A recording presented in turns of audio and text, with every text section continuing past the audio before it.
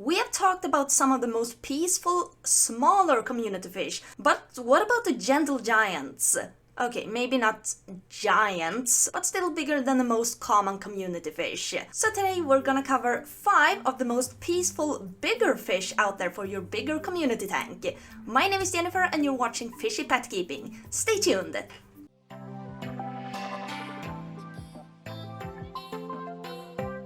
And so coming up at number 5 is the Discus. The discus is a South American cichlid that lives in the Amazon River. They are tropical fish and they like warm water, and I mean cozy water. I mean like 82 to 86 degrees Fahrenheit, which is around 28 to 30 degrees Celsius. That's really warm. Now keep in mind though that these still are cichlids, and cichlids, practically all cichlids, can get aggressive when breeding. But when they're not breeding, they are angels, most of the time.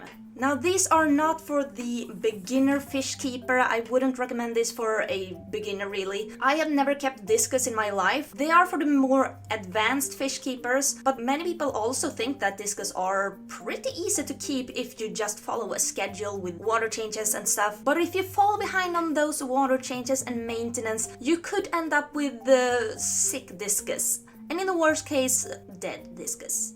Like as I said, I have never kept them, but I know they are really, really expensive, especially if you get them big, like adults, or like medium-sized like this. They don't cost a fortune if you get them like when they're like this big, but they're still more expensive than most fish. And you wouldn't want to lose a $50 to $70 fish just because you were lazy or you forgot to do maintenance. Set the schedule and don't let those nitrates get too high, or nitrites or ammonia or anything like that. Keep it stable. The pH should be a little bit lower than neutral, or well, 6 to 7 I would say. And that is slightly acidic to neutral pH. And so with the low pH, they also require softer water, since, well, they are from the Amazon River, which has soft water. But if you do have experience with fish keeping and you're a little bit more of a veteran in this, I would say go for it. These fish are one of the most beautiful freshwater fish out there, in my opinion. They do better in a group with at least 5 or 6, I would say. I wouldn't really keep these alone because they can get stressed when alone, and as fragile and sensitive as they are, you don't really want to stress them out unnecessarily. And now coming up at number 4, the common pleco. Now if you're a beginner, you may have thought that these fish stay really, really tiny, and while it's true that many pleco species do stay small, the common pleco is not a dwarf pleco, if I may say so. These grow up to be giants, and I mean like 24 inches long, and it's like this. I believe this is about the size. A single species, I think you may need a 150 gallon at least, just so the common pleco can have space to just swim around and roam around and do their thing. Now I wouldn't really say that they are fast growers though. They grow slowly / moderately fast, depending on what size tank you have and how much you feed them, that sort of thing. They are gentle giants. Now these guys are native to the South America, commonly in rivers like in Brazil, in Costa Rica, but they are also so common in the hobby and they don't know how big they get. So people just go, and when they get too big for their aquarium, many people also release them into the wild, which is not the right thing to do because they become an invasive species. I'm gonna show you a clip right here that shows you how invasive these species can really be. This right here is not natural. People release these plecos and they breed and replicate like crazy because they thrive in this environment, and it is detrimental to the ecosystem and native wildlife to that area. And so that's why I ask you to never ever release your fish, or any pet for that matter, into the wild, because it can mess with the ecosystem so that it can be detrimental. But if you know what you're doing and you have a big enough tank, then go ahead and get one of these. I love them. I really like their like alien-like appearance, and they're just fascinating to me. They're so interesting. They do prefer softer water with a little bit lower pH, but they also tolerate a wide variety of water parameters. And they're also very, very hardy. Now I have a bigger pleco in my 150. It's not a common pleco, but it is a gibiceps, also known as the sailfin pleco. Number 3, the clown loach. Now, clownloach are the sort of fish that are always up to like no good. They are playful, they are very, very, very active if provided with like a school and lots of hiding places. These guys are most active during dawn and also dusk in my own experience, but they are also quite active in the day too. These guys have scared the heck out of me so many times, because when I first got them, I had no idea that they could make that kind of clicking sound when they eat. Now, in case you didn't know, they make these clicking sounds like when they're eating and playing and possibly even poking holes through a plant. This is completely normal, but it can scare the heck out of you. It can make you think that the aquarium starts to break or crack. That's what I was worried about at first, but when I first saw the clownloaches eating my own I have 4 of them. Like when I saw them eating, at last I heard the clicking sound came from them and that they like shot at the wafer I was giving them. The food was just flying, maybe just a centimeter every time. And that's when I realized, oh, it's those. And I googled it and it was just that. They make these clicking sounds to poke holes at foods, and I also think that this makes it a little bit easier for them to poke holes at, for example, like shells, because they love to eat snails and crustaceans. These guys also get bigger than most people think. You buy them like this size at the pet store or fish store. Now, believe it or not, they can grow up to 1 feet, which is around this big.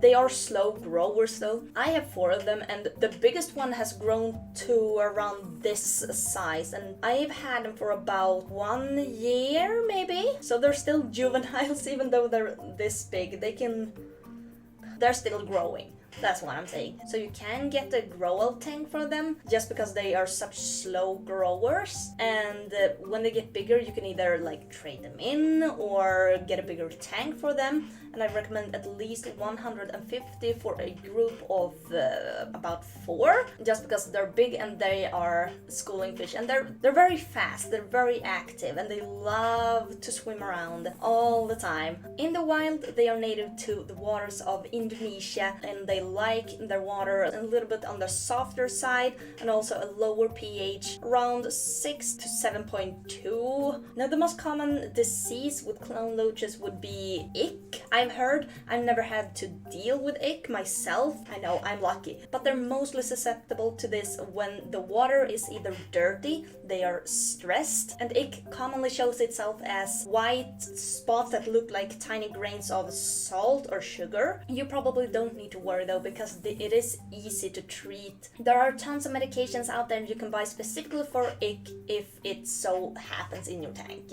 And when you first get your clownloaches, I would just monitor them the first days, because that's a stress in itself, just changing your environment and changing your home. Just let them get used to their new environment. These guys, they love to squeeze through crevices and also hide in caves. They are known to also lay on their side and just play dead. It scares me every single time they do this to me, but I've kind of learned when they play dead now, because my clownloaches, they always do it at the same spot, and that's in the corner front by the savory stone I have there. But I gotta say, it scares me a little bit every single time, even if I know they're playing dead. These are one of my absolute favorite fish just because they're so active, they are playful, and they kind of interact with you even if they're a bit skittish. They have a special place in my heart, and I think you can see why here. Number 2, Geophagus. Just keep in mind that yes, this is a cichlid, and I have never experienced aggression with them, but if they're breeding, they can become aggressive. But they're one of the more peaceful cichlids. Now, there are many different Geophagus species, which also means that there are many different requirements for them. So just look up which Geophagus you want and then research it from there. Now, what's so special about these fish? They have a very unique look. They're filter feeders, I would say. They take like this mud or fine sand in their mouth, and they filter it and look for food in there, and they spit out the remaining sand through their gills, which is really interesting and fascinating to watch, because when I first started out with earth eaters, which is also what they're commonly called, I had no idea that they took the sand from their mouth put it in their mouth and then filtered it. And so I was so fascinated by it, and it quickly became one of my absolute favorite cichlids. I only have juveniles or young Seytanoperca europari, which is the demon earth eater. Honestly, I don't understand why they're called demon earth eaters, because they're absolute angels. Their scientific name, Seytanoperca europari, means the devil's hook, because Satan meaning the devil, perca meaning perch, and europari means demon in Tupi. But I would love to know why they're called this. But yeah, in my experience, they're absolute sweethearts. Now, as they come from the Amazon River, they like the water to be slightly softer and also a lower pH as most of the fish on this list.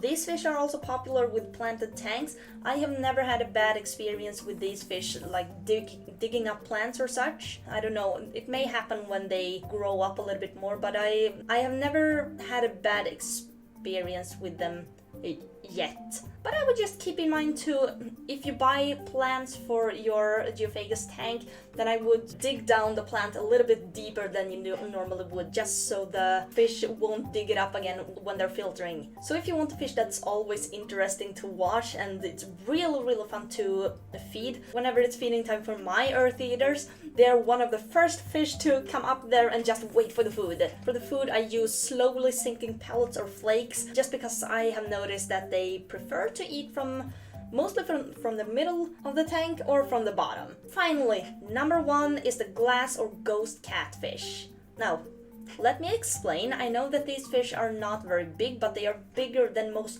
common community fish. And they can grow up to about 6 inches, which is around like this big. Also because they are schooling fish, and I recommend at least 6 to 8 of these, because if they're less or even alone, they can be really stressed and lonely, so they can get sick because of that.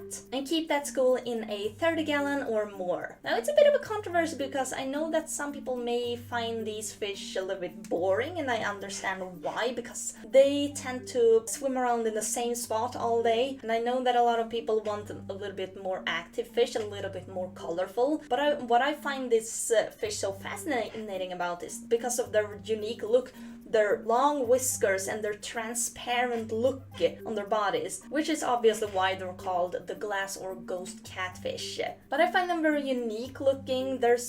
I don't know of almost any fish that look like this. Good thing is that they're perfect for planted tanks, also for your aquascape, and they actually prefer when it's densely planted and have tons of hiding spots. They can be a little bit sensitive to some parameters or dirty water, but if you keep your A game up with the water changes, it will be no problem. The pH, it should be around 6.5 to 7, but if you have like a 0.1 or 0.2 pH difference, I don't think that matters really. In the wild, these are most commonly found in the rivers of Thailand, and so they like a little bit of current, but not too much, so the current blows the fish around, obviously. So I get why some people don't really find this fish very cool looking. Personally, I find them really interesting just because of their look and such. They're not the most interesting fish in the world, but they're, I don't know, and they are calming to look at, in my opinion. Very peaceful, they won't bother anyone. Most fish won't bother them if they're with peaceful fish also. And so that was 5 of the most peaceful bigger fish out there.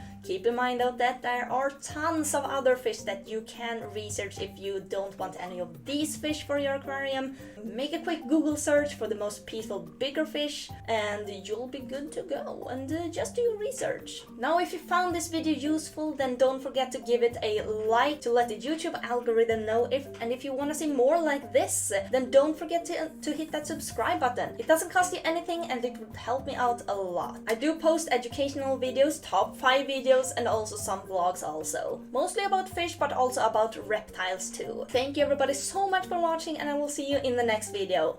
Bye!